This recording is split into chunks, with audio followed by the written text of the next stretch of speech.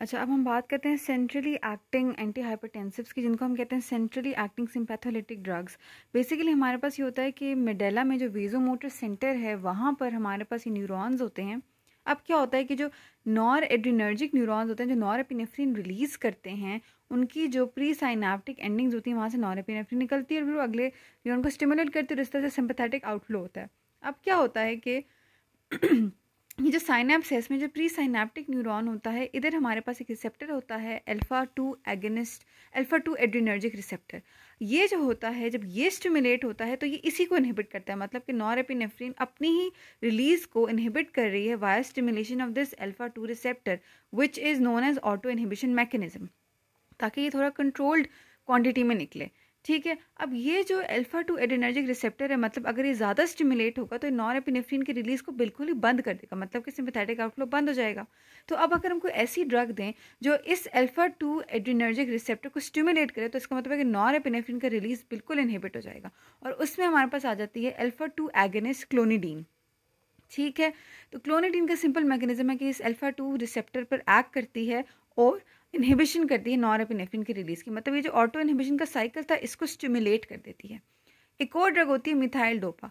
जो methyl dopa होती है वो भी बहुत स्ट्रांगली इसको जो है वो स्टिमुलेट करे, लेकिन उसका मैकेनिज्म है, वो मैकेनिज्म क्या है, होता ये है कि अगर हम इसी को देखें तो हमें पता होना चाहिए कि नॉरएपिनेफ्रिन बनती कैसे है। सबसे पहले अंदर होती है टायरोसिन। ये जो टायरोसिन होती है ये कन्वर्ट होती है डोपा में, जो कि डोपामीन में कन्वर्ट होती है। वो डोपामीन फिर यहाँ हमारे पास इसी प्री साइनेप्टिक एक वेजिकल होती है जहाँ पे मोनोअमाइन अपटेक मैकेनिज्म के जरिए ये डोपामीन इस वेजिकल में जाके नॉरएपिनेफ्रिन में कन्वर्ट होकर फिर यहाँ से निकलती है। ये मैंने ये बड़ा करके बनाया हुआ है कि टायरोसिन आई, इसी प्री साइनेप्टिक न्यूरॉन की हम बात करें, इसमें टायरोसिन आई, वो डोपा में कन्वर्ट हुई, फिर डोपामीन में, और फिर डोपामीन नॉरएपिनेफ्रिन में कन्वर्ट हुई। अगर हम एंजाइम्स को देख लें तो टायरोसिन को डोपामाइन टायरोसिन हाइड्रोक्सिलेज ने कन्वर्ट किया, फिर डोपा को डोपामीन में डोपा डी कार्बोक्सिलेज ने कन्वर्ट किया, और फिर ये डोपामीन अंदर जाके नॉरएपिनेफ्रिन कन्वर्ट करके रिलीज हो गई।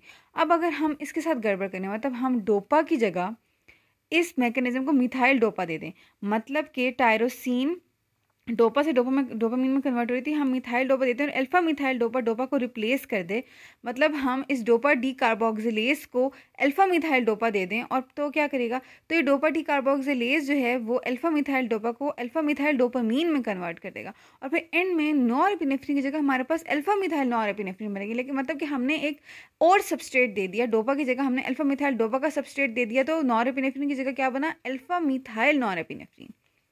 अभी जो मिथाइलेटेड नॉरएपिनेफ्रिन ये हमने क्यों बनाई, दरअसल ये जो है ये इस अल्फा 2 एड्रिनर्जिक रिसेप्टर की स्ट्रॉन्ग स्टिमुलेटर होती है, बहुत ही strong, many times stronger than norepinephrine. तो नॉरएपिनेफ्रिन जो है वो इस रिसेप्टर को इतना स्टिमुलेट कर रही थी कि इसकी जो है वो रिलीज कंट्रोल में रहे। लेकिन जब हमने अल्फा मिथाइल नॉरएपिनेफ्रिन बनाई तो इसने तो इसको इतना स्ट्रांगली स्टिमुलेट कर दिया कि नॉरएपिनेफ्रिन की रिलीज ऑलमोस्ट इनहिबिट हो गई। ठीक है, तो एंड में हमारे पास अल्फा मिथाइल डोपा से अल्फा मिथाइल नॉरएपिनेफ्रिन बनी और उसने जो है वो इस अल्फा 2 रिसेप्टर को स्ट्रांगली स्टिमुलेट किया। तो ये दो ड्रग्स का मैकेनिज्म ऑफ एक्शन है, क्लोनिडीन का और अल्फा मिथाइल डोपा का। अब क्या होता है कि इनके कुछ साइड इफ़ेक्ट्स भी होते हैं। ये जो होती हैं हमारे पास वो एक तो CNS डिप्रेशन कराती हैं, और CNS डिप्रेशन के अलावा ये एडीमा करवाती हैं, और एडीमा के अलावा जो मिथाइल डोपा है वो ये मिथाइल डोपा ग्रीन वाली हमें जो है वो पॉजिटिव कूम्स टेस्ट भी दे देती है। तो ये 3 इनके जो हैं वो मेन साइड इफ़ेक्ट्स हैं।